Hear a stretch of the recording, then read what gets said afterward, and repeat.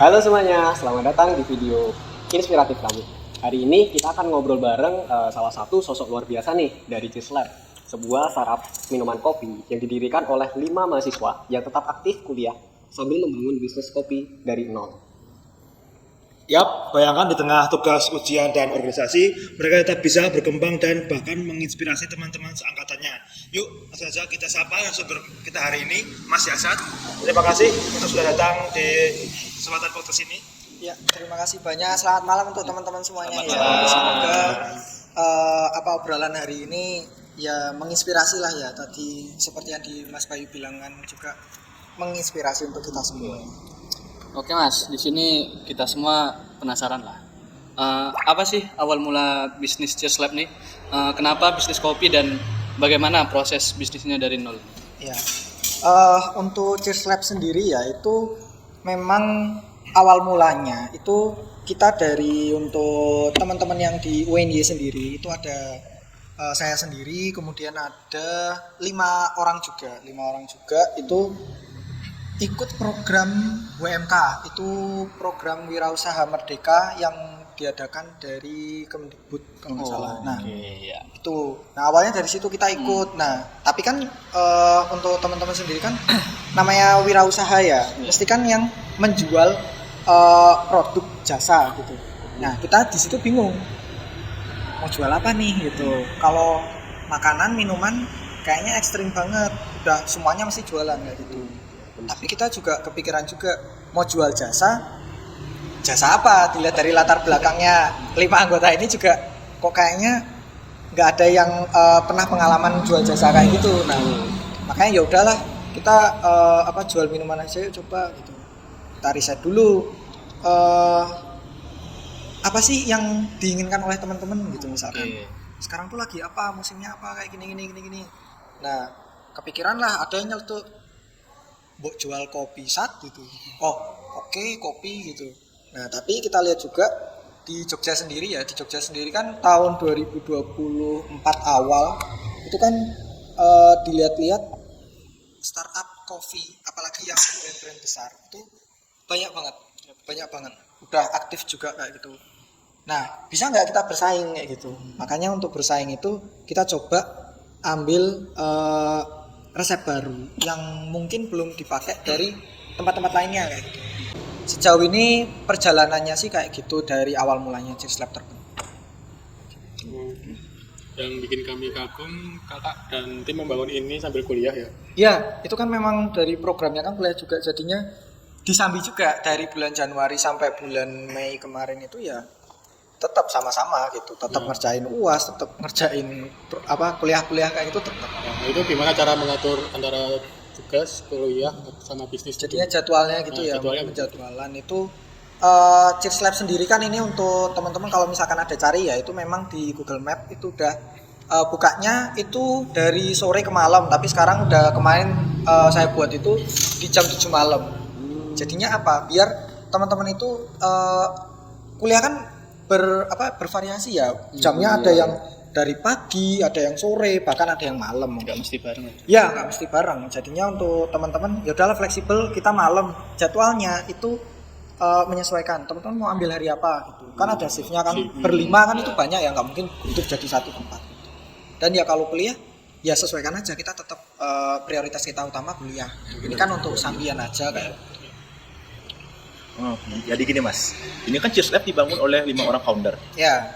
Jadi pembagian dari peran masing-masing orang itu bagaimana? Apakah ada peran yang terkhusus untuk orang ini atau orang itu bagaimana? Iya, kalau untuk peran ya masing-masing itu jelas punya. Tapi kan kita juga belajar bersama, jadinya kayak saling bagi tugas nanti ganti tugas itu. Okay. Jadinya memang kalau untuk pembagian tugasnya di Cheers Lab sendiri itu ada yang pertama yang paling pokok ya, kalau dari saya itu selalu mengedepankan di sini itu yang bagian publikasi kalau untuk terus media gitu. Terus ada nanti yang bagian logistik kemudian nanti ada bagian pendataan gitu. Jadinya nanti untuk satu bagian ini bisa ganti-gantian 2 orang, 1 orang kayak gitu, jadinya nggak mesti satu. Berarti multitasking di sini ya berarti? Ya harus bisa multitasking, Saling backup gitu ya? saling backup ya, jadinya biar semuanya belajar. Oke, kalau dari masalah kepemimpinan nih Mas, itu kan kalau misalnya di sebuah bisnis, itu kan pasti ada satu orang tuh yang memberikan sebuah arahan, Iya. atau punya yang mengajak apa teman-temannya Iya. supaya bisa mengerjakan tugasnya dengan baik. Nah, itu tuh gimana sih caranya Mas Yasat memimpin ini apa bisnisnya? Kalau dari saya pribadi, karena memang ada pengalaman juga ya dari organisasi kuliah atau mungkin dari SMA juga kayak gitu. Tanggung jawab kepemimpinan itu penting, nggak dalam bisnis, nggak dalam apapun itu, tapi dalam diri sendiri pun ya. Nah, untuk memimpin teman-teman di Cheers Lab ini sendiri, itu yang pastinya pertama itu butuh ketegasan. Yang kedua itu kedisiplinan. Dari pemimpinnya sendiri harus disiplin biar bisa jadi contoh untuk yang lain. Nah, kemudian arahan yang jelas. Gimana kita caranya ngomong yang jelas ke teman-teman, harus nyuruh A, nyuruh B, nyuruh C, harus nyuruh bikin ini, nanti step by stepnya apa, kayak gitu kan. Dari kita harus paham dulu, kemudian gimana ya caranya merangkai kata-kata, cara penyampaiannya itu yang enak. Juga jangan gampang marah. Dah itu aja. Kalau dari saya pribadi jangan gampang marah. Kan kalau kita membuat sebuah bisnis kan pasti ada rintangannya nih Mas. Ya, betul. Rintangan apa yang menurut Mas tuh paling susah pas bangun Cheers Lab ini? Kalau dibilang tantangan ya karena startup banget ya. Apalagi kita mahasiswa yang notabene masih semester sama-sama semester 6 mau ke 7 ini. Banyak banget. Satu, waktunya tabrakan sana sini. Entah itu kegiatan pribadi, kegiatan kampus, mau apapun itu banyak banget. Terus yang kedua, pengelolaan administrasi, kemudian manajemennya. Yang basicnya kita bukan dari akuntansi, manajemen, itu kesusahan. Apalagi kita belum pernah ada ikut magang ya. Untuk pribadi belum pernah ada ikut magang, belum pernah kerja sana sini, itu susah. Terus apalagi ya? Untuk nyamain persepsi, nah ini yang paling penting, nyamain persepsi. Suatu bisnis, suatu organisasi itu bisa jalan kalau kita satu tujuan, satu persepsi. Nah, untuk nyatuin dari 5 ini, jujur satu pandangan itu awalnya susah. Kayak gitu. Jadinya memang harus bertahap. Jadinya sabar itu tadi. Sabar itu. Mungkin itu sih yang paling berat.